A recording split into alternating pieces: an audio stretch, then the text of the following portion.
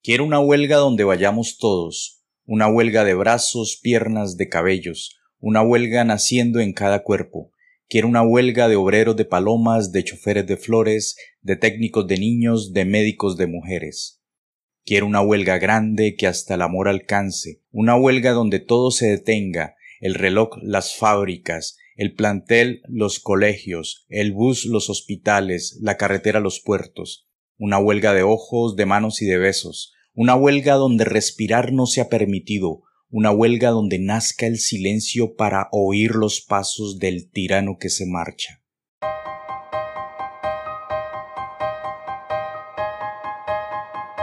Bienvenidas y bienvenidos a un nuevo episodio de Deseducar Críticamente, un espacio donde se pretende establecer una mirada crítica a la educación desde una perspectiva liberadora y radical, entendiendo la radicalidad como una reflexión más completa y profunda posible sobre aspectos fundamentales de la educación.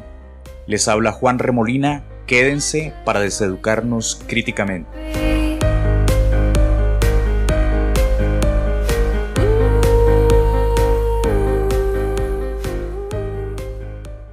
Edgar Ricardo Oviedo Caña, nuestro invitado del día de hoy, ingeniero sanitario de la Universidad del Valle, doctor en ingeniería, profesor asociado de la Universidad Industrial de Santander en la Escuela de Ingeniería Civil, área de recursos hídricos y saneamiento ambiental, miembro de la Mesa Ampliada Nacional de Profesores de Universidades Públicas MAMPUB. Con él continuamos esta temporada de Jueves de Rapiuniversidad. Hoy hablaremos sobre las reformas a la política pública de educación superior. Ricardo, sea bienvenido. Gracias, Juan, gracias por la invitación y bueno, es un placer estar aquí en esta conversación que vamos a tener sobre este tema pues tan pertinente, tan actual y de tanta necesidad en el país. Bueno, Ricardo, me gustaría que iniciáramos esta conversación acerca de la MAMPUB. ¿Qué es la MAMPUB? ¿Qué significa? ¿Cuándo se origina? ¿Cuáles son sus objetivos principales? Bueno, Juan, la MAMPUT es la confluencia de profesores y profesoras de universidades públicas del país que se gestó por allá en el movimiento estudiantil y universitario del año 2018. Cuando arranca el gobierno de Duque, pues lo que teníamos, por un lado, es una crisis de las universidades públicas, que pues podemos conversar un poco sobre esa crisis, unas reformas que se estaban planteando por parte de ese gobierno que profundizaban esa crisis universitaria, y entonces se gesta un movimiento universitario de una magnitud gigantesca donde participan estudiantes, trabajadores, profesores y profesoras. Y alrededor de esa, digamos, esa discusión que se presenta en el momento, pues se ve la necesidad de que, así como los estudiantes estaban organizados en algo que se denominó UNES, ¿sí? Y otras organizaciones, pues, estudiantiles, pues los profesores, además de tener a ASPU como una organización sindical, pues se vio la necesidad también de tener otras formas organizativas. Algunas universidades tienen unas asociaciones profesorales que son muy fuertes, pero con una mirada un poco más, digamos, de institución. Y aquí lo que se hace es encontrarnos profesores de la Universidad de Nariño, la Universidad de Antioquia, la Universidad Nacional de sus distintas sedes, la Universidad Industrial de Santander, la de Pamplona, es decir, confluyen profesores de varias universidades para discutir realmente, primero, identificar cuál es la situación actual en términos de la crisis de la universidad pública en ese momento, analizar el carácter de las reformas que se estaban planteando y proponer una, digamos, una hoja de ruta un poco distinta a partir pues de escuchar a otros actores universitarios. Y bueno, es así como entonces se gesta esta mesa.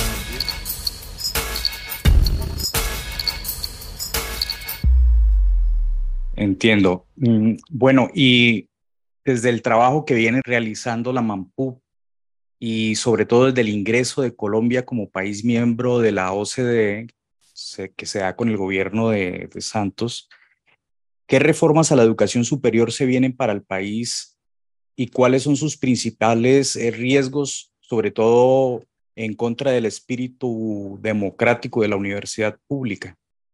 Sí, Juan, brevemente, como unos elementos como para partir de esa situación. Nosotros tenemos una ley, que es la Ley 30 de 1992, que surge luego de una constituyente por allá al principio de los 90 y con una serie de reformas que impulsan más un carácter, digamos, de privatizar muchos sectores. Entonces, tenemos la salud, los servicios públicos, viene el tema de las pensiones, el tema de la educación. Y en este tema de la educación superior pública, pues se gesta esta ley que ya pues cumplió más de 30 años.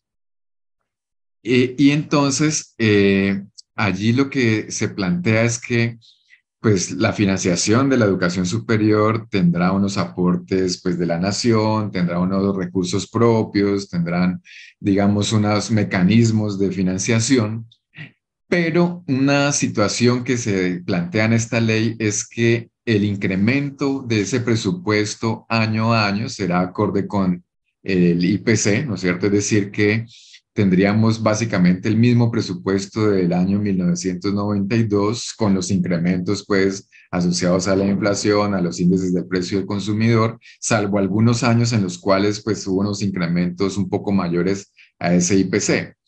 ¿Qué es lo que sucede? Pues que en 1992 nosotros teníamos una universidad pública, ¿no es cierto?, donde teníamos alrededor de 150.000 estudiantes, pero a lo largo de todos estos años, pues nos cuadruplicamos en población estudiantil, pues lo cual es positivo, ¿no es cierto? Es decir, estamos incrementando coberturas, pero tenemos más o menos el mismo presupuesto desde la nación. ¿Qué ha significado eso?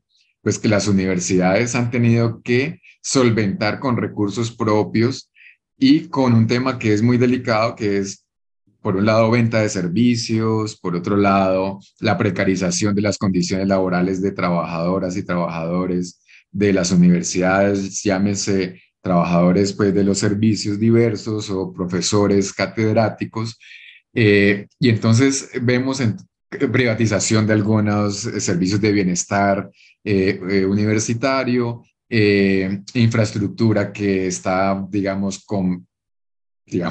que se quedó corta para ese incremento poblacional, edificios que se están cayendo en muchas universidades. Entonces, eso pues ha generado que si en 1992 el aporte de la nación a la financiación de las universidades públicas era del 86%, en el 2018-2020 estamos hablando que el aporte ya es menos del 50%.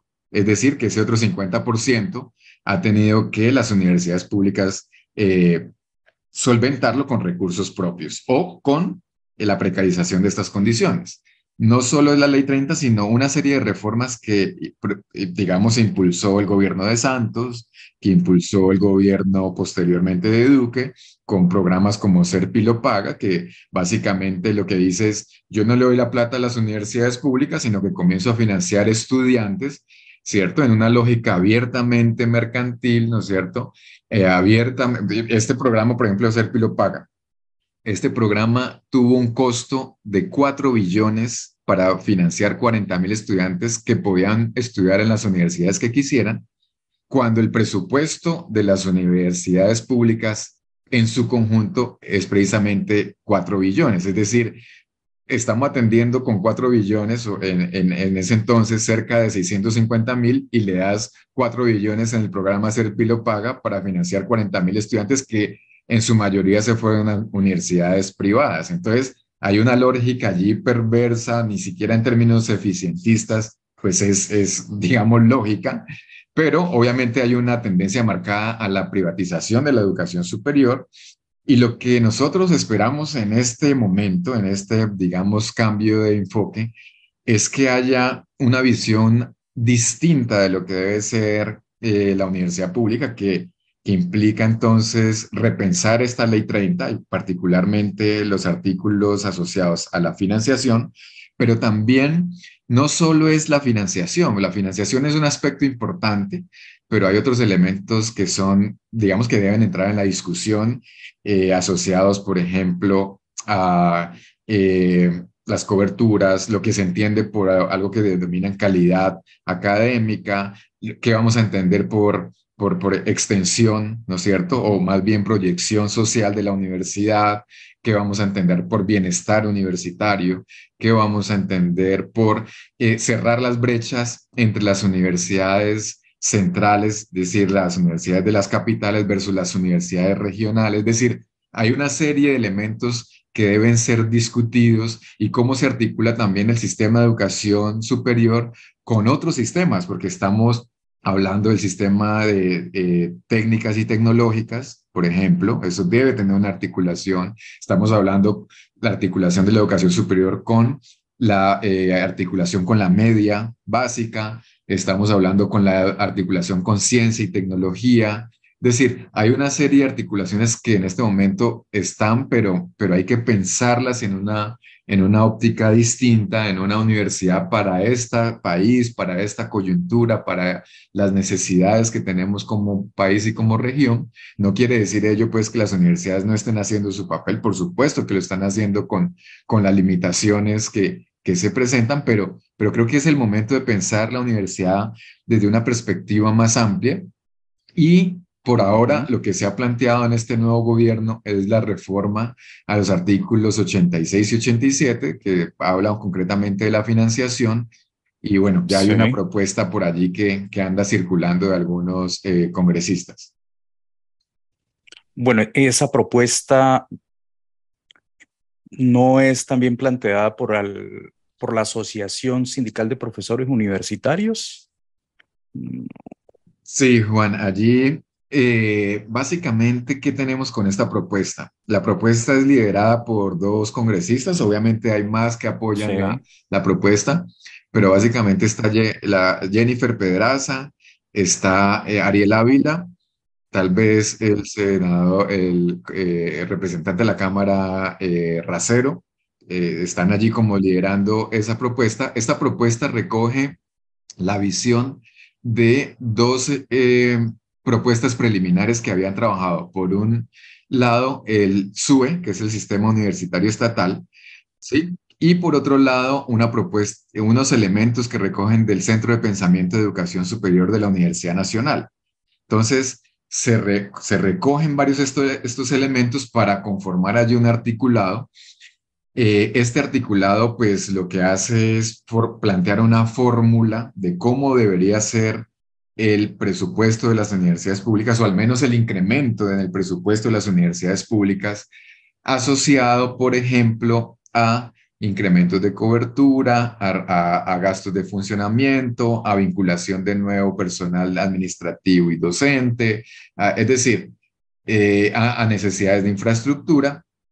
Es una propuesta que sin dudas es mejor que lo que tenemos hoy, ¿sí? Aquí se está hablando, por ejemplo, como un IPC universitario, se le denomina, ¿sí? Ya no el IPC, pues, Ya. en términos económicos o macroeconómicos, sino el IPC universitario, que reúne Ujú. o integra estos elementos, pero el análisis que hemos hecho desde la AMANPU es que si bien es cierto, hay un incremento en la base presupuestal de las universidades, algunos ejercicios que han hecho algunos profesores de cómo sería esta fórmula en las universidades, en algunas universidades, pues lo que muestra es que no es una solución real eh, a los Sí. problemas financieros, que sí incrementa la base, pero no soluciona los problemas. Y hay una discusión en términos también de que no sabemos esa fórmula a qué tipo de universidad responde.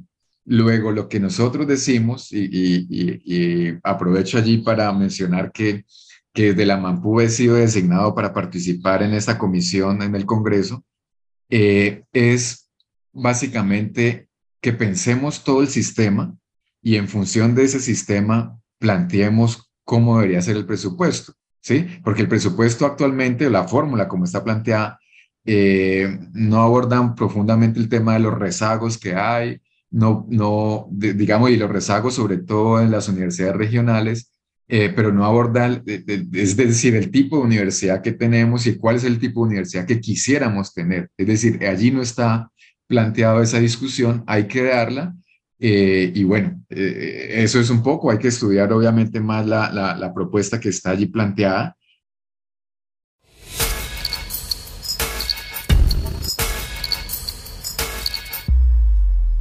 Vale, eso en términos de financiamiento de la educación superior y en términos de la reestructuración de los planes de estudio. eh, yo le decía en la pregunta que de qué manera esa vinculación de Colombia a la OCDE puede afectar de cierta forma esa reestructuración de los planes de estudio. Por lo menos tenemos que en Europa el Tratado de Bolonia reestructuró los planes de estudio de en el área de licenciatura, 3 años, o no en el área, sino en un espacio de formación de pregrado que sería, que allá lo llaman licenciatura, 3 años, de 3 a 4 años, la maestría 2 años y el doctorado en tres. ¿Esto se ve venir para la universidad colombiana? Juan, es una pregunta muy importante. Eh, y mi perspectiva es que no se ha mencionado abiertamente o explícitamente, pero hay una tendencia a llegar a ese enfoque. ¿Qué tenemos en este momento? Y es, hay un nuevo decreto que implanta, diría yo, un modelo pedagógico. Y aquí yo creo que vale la pena que desde las escuelas de pedagogía, de licenciatura, pues hubiese como un análisis a esto que se viene implementando o implantando desde el ministerio, y es pasar entonces, implantar un discurso de competencias, de resultados de aprendizaje, ¿no es cierto? Que pues que tiene toda una, digamos, un discurso detrás de sí, y entonces se están implantando casi por obligación, Juan, unas reformas curriculares a todos los programas en el país. Y en la discusión de esas reformas curriculares, muchas veces las directrices que se perciben desde las administraciones es a tener enfoques que reduzcan los años de formación, ¿sí? Por ejemplo, en algunos programas en el país de ingeniería se están comenzando a visualizar la reducción o pasar de 5 a 4 años en los programas de formación.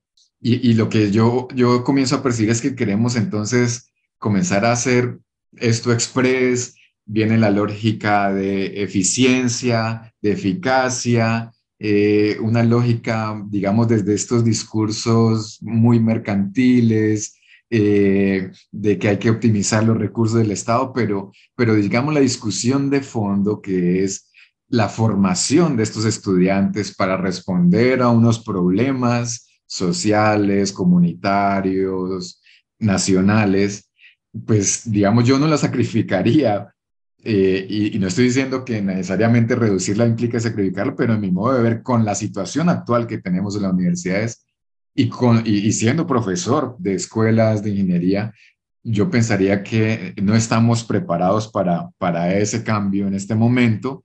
Y incluso esta reducción significa, pues una reducción de tiempo significa indiscutiblemente reducir contenidos y también reducir temas que para mí son metacognitivos, como es el desarrollo de proyectos de grado. Es un enfoque que se viene impulsando con mucha fuerza, que a mí particularmente me preocupa mucho, pero más me preocupa es que los estamentos profesorales no estemos dando esa discusión a profundidad y que las escuelas de pedagogía, etcétera, no estén metidos un poco dando un poco de línea sobre esto. Eso sin contar entonces que también estamos metidos en unas lógicas de acreditaciones internacionales, bueno, que es otra discusión. Bueno, a mí me gustaría ponerme en los zapatos del estudiante, ¿no? Y decir, a ver, que nos quiten los proyectos de grado como requisito o el trabajo de grado como requisito de graduación. ¿No sería para un estudiante algo positivo? ¿Sí? Un requisito menos. Vemos durante cuántos años llevan esos trabajos de grado ahí aglutinándose en las bibliotecas sin una mayor funcionalidad. Entonces, desde el punto de vista del estudiante, a mí me beneficiaría que quitaran ese requisito de grado. ¿Qué beneficios trae el trabajo de grado para la sociedad, para el mismo estudiante, para... Digamos, una pregunta fundamental, Juan. Yo creo que el proyecto de grado realmente, digamos, tiene como dos niveles de análisis, o tres niveles de análisis si se quisiera. Por un lado, podríamos analizarlo a nivel personal, es decir, no lo llevemos a una dimensión mayor, sino a nivel personal, y ahorita yo menciono ello. El segundo en términos formativos, ¿sí? Y el tercero, el vínculo que puede tener este tipo de trabajos con soluciones a problemas eh, de la sociedad. Entonces, en términos personales, yo podría plantear como ejemplo propio, y creo que a muchos nos ha pasado, el proyecto de grado nos cambió la vida, en términos de que cuando lo desarrollamos, profundizamos en un tema, sea cual fuere el tema, y esa profundización en un tema, pues nos llevó a conocer más del tema, a indagar más sobre el tema y posiblemente mucho de eso, de esos primeros trabajos que tuvimos estuvieron ligados a ese trabajo de grado y ese trabajo de grado que nos permitió después desempeñarnos en un campo, posiblemente nos ligó a un proceso de posgrado, una maestría, y después la evolución de todo el proceso de aprendizaje nos llevó a un proceso de doctorado. Digamos, hay un crecimiento allí personal, digamos, que significó unos saltos cualitativos en términos de la formación personal, profesional, y eso a nivel personal abrió unos campos laborales, académicos, profesionales. Eso por un lado, pero digamos, ese puede ser el tema, uno de los temas menores. El segundo tema, yo diría que tiene que ver con lo que significa en términos de la formación del estudiante. Nosotros, por ejemplo, en el reglamento de la universidad tenemos que, digamos, decimos que el estudiante pues, debe desarrollar un trabajo de grado porque dentro de ese trabajo de grado, pues el estudiante conocerá lo que es el método científico. Yo me pregunto, a pesar de que el estudiante, el profesional no sea un investigador, ¿no será que es importante que conozca el método científico?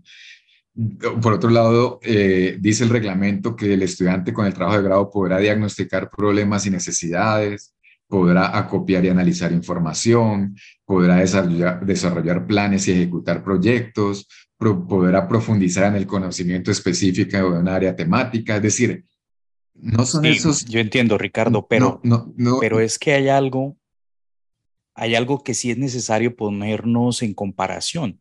Hasta donde tengo entendido, por lo menos en las universidades europeas, no hay esta exigencia, ¿sí? Y bueno, y ya vemos nosotros cómo la distancia o la ventaja que nos tienen estas universidades en términos de producción científica.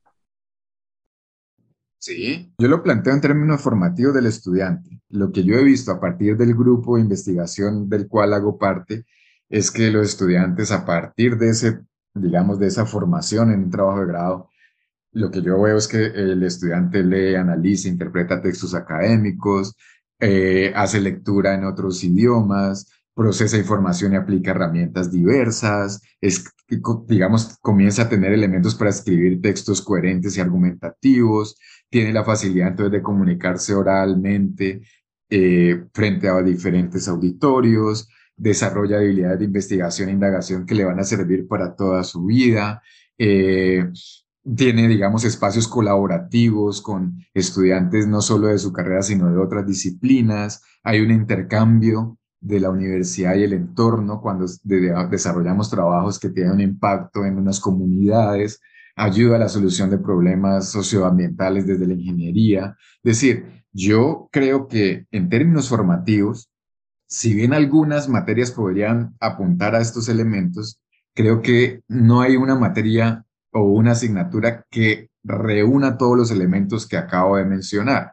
Pero adicionalmente, yo creo que hay un elemento que a veces no se tiene en cuenta Y es que en el caso, por ejemplo, de los trabajos que hacemos en el área de agua y saneamiento en nuestro grupo, por ejemplo, por citar un grupo, es que llegamos a las comunidades y a través de trabajos de grado proponemos soluciones que sirven a las comunidades. Es decir, si no fuese así, pues no sé si se tendría el alcance en una materia para hacerlo, pero acá el estudiante diagnostica un problema de una comunidad, ya sea de acueducto, de alcantarillado, de una planta de potabilización, de una planta de tratamiento de aguas residuales, de cómo manejar los residuos sólidos, etcétera, y plantea soluciones concretas para las comunidades. Y lo que hemos identificado es que inclusive después de los proyectos, las comunidades siguen empoderadas con esos procesos, siguen gestando la solución de sus problemas y yo lo que encuentro es una importancia fundamental en estos trabajos. No es que se quede el trabajo en los anaqueles de la biblioteca o ahora en las memorias de los discos duros de las universidades, sino que efectivamente tiene un impacto y yo insistiría en la importancia de mantener el mismo.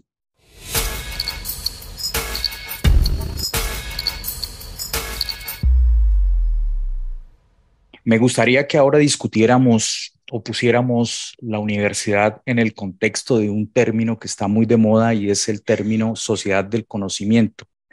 Es una expresión acuñada por el politólogo y psicólogo político estadounidense Robert Lane. Este término ha servido para catapultar la ideología neoconservadora de una sociedad basada netamente en la información, donde la propiedad privada y la riqueza han perdido fuerza como poder determinante, ¿sí? La educación entonces se convierte, es vista como un mecanismo para acceder a la capacidad y al poder. Me gustaría saber su opinión de cómo entonces la universidad pública se ve determinada por esa visión de mundo. O sea, de qué manera los criterios corporativos de la eficacia que hace un momento mencionabas, la productividad, la calidad y la excelencia condicionan el devenir de la universidad pública. Sí, Juan. Realmente hoy lo que estamos visualizando es, por ejemplo, con estas necesidades de tener recursos para financiarse, pues las universidades han tenido que, en muchos casos, comenzar procesos de venta de servicios, ¿no es cierto? Y la venta de servicios es pues un poco poner el conocimiento al servicio pues de unas necesidades que pueden ser diversas. En algunos casos, quienes puedan pagar por acceder a ese conocimiento, ¿no es cierto? Muchas veces pues industrias a las cuales se contribuye a solucionar un problema. En otros casos, corporaciones, muchas veces de carácter multinacional, que financian a los académicos, a muchos académicos, para posicionar sus visiones, ¿no es cierto? Y eso pues también se ha visto un poco en el tema, por ejemplo, de la explotación de minerales, ¿no es cierto?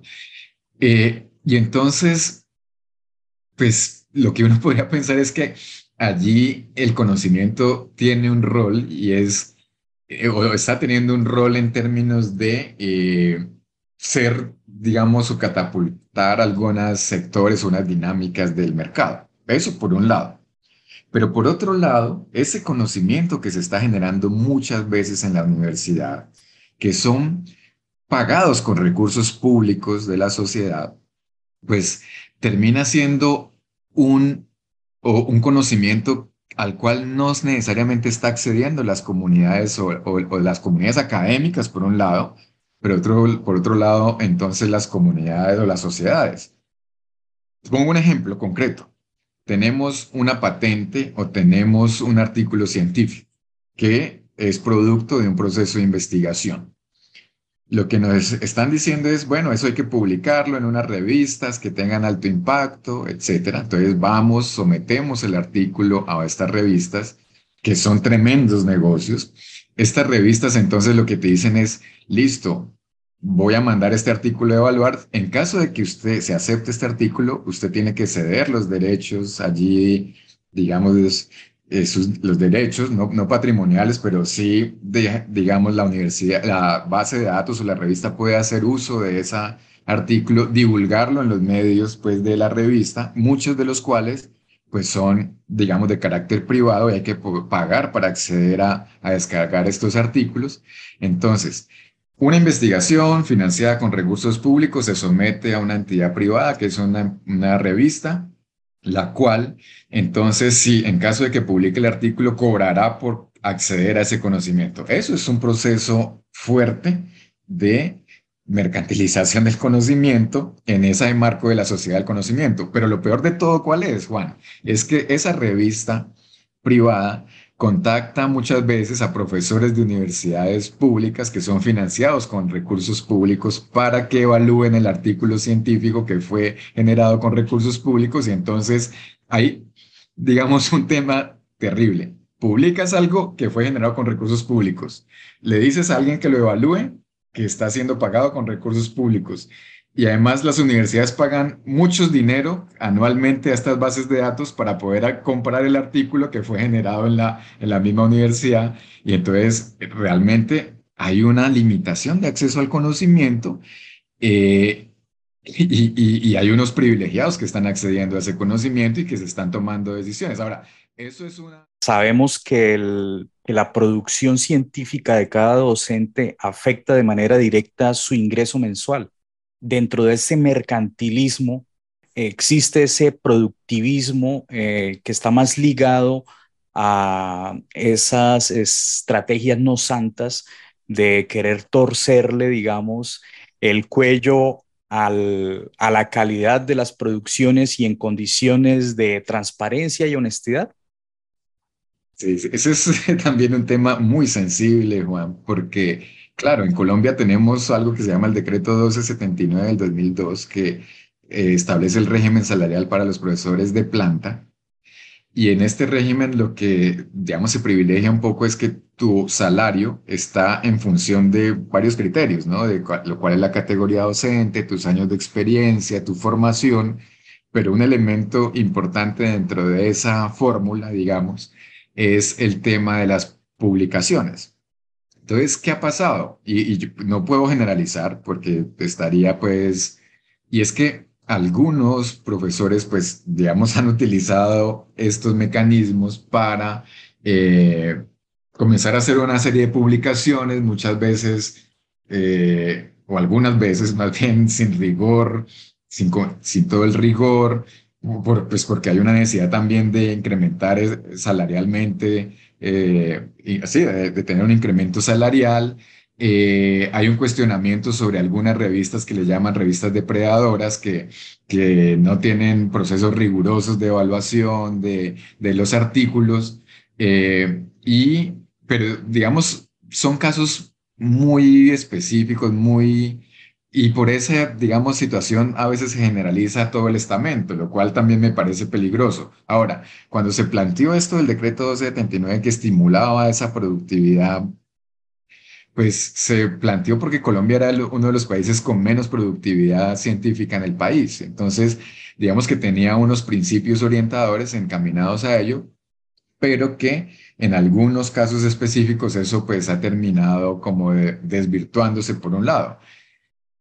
El otro punto de, digamos, de análisis sobre este aspecto es si no es publicar por publicar tampoco, ¿no es cierto? Sino realmente cómo esa investigación pues respondió a un problema.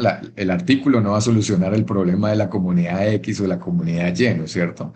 Entonces, pues estamos en esa lógica de, digamos, la sociedad del conocimiento, donde esto es importante, ponerlo allí en esas bases de datos, y aquí se está pagando por eso. Hay unas, digamos, planteamientos, unos lineamientos que dicen, no, vamos a dejar de concebir ello y vamos más bien a mejorar las condiciones salariales para cada categoría de profesor.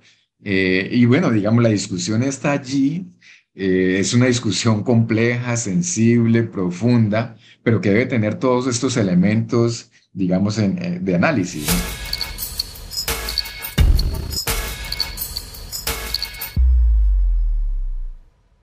En síntesis, Tenemos entonces una organización profesoral, la MANPUB, surgida a partir de la crisis universitaria generada durante el gobierno del perfeccionista Duque. También nos dimos cuenta de que existe una posición crítica frente al actual modelo de financiamiento de las universidades públicas que se rige mediante la Ley 30 de 1992, que ha deteriorado el presupuesto de las universidades. Igual, hay una mirada crítica hacia las políticas públicas financiadoras de la demanda, no de la oferta, como son los programas Serpilo Paga y Generación E. Igualmente se cuestionó el corporativismo cognitivo derivado de la tan mentada expresión sociedad del conocimiento. Corporativismo cognitivo que trae consigo enfoques reduccionistas en los tiempos de formación y en los contenidos, e igualmente implementa lógicas mercantiles de eficacia y eficiencia con apego a la racionalización de recursos. Vimos también que hay una falta de liderazgo de las facultades de educación frente al embate empresarial con la implementación por decreto de modelos pedagógicos en universidades públicas. Se destacó de igual modo la necesidad de reformar la política pública de educación superior a partir de una reflexión colectiva en torno al tipo de educación que el país necesita, articulando todos los sistemas de enseñanza. Asimismo, se resaltó la importancia de los trabajos de grado para la formación del futuro profesional y el empoderamiento de las comunidades. En la descripción de este episodio encontrarán el enlace al blog radicaleducacion.blogspot.com y pueden también dejarnos sus comentarios en nuestro canal Discord. Ambos enlaces aparecen en la descripción de este episodio. Antes de despedirnos, tenemos el podcast recomendado de esta semana, Triunfa con tu libro. Gracias por escucharnos. Recuerden que pueden encontrar este podcast en Spreaker, Spotify, eBooks, Apple Podcasts y Google Podcasts. No olviden suscribirse y si encuentran alguna campana por ahí, denle clic.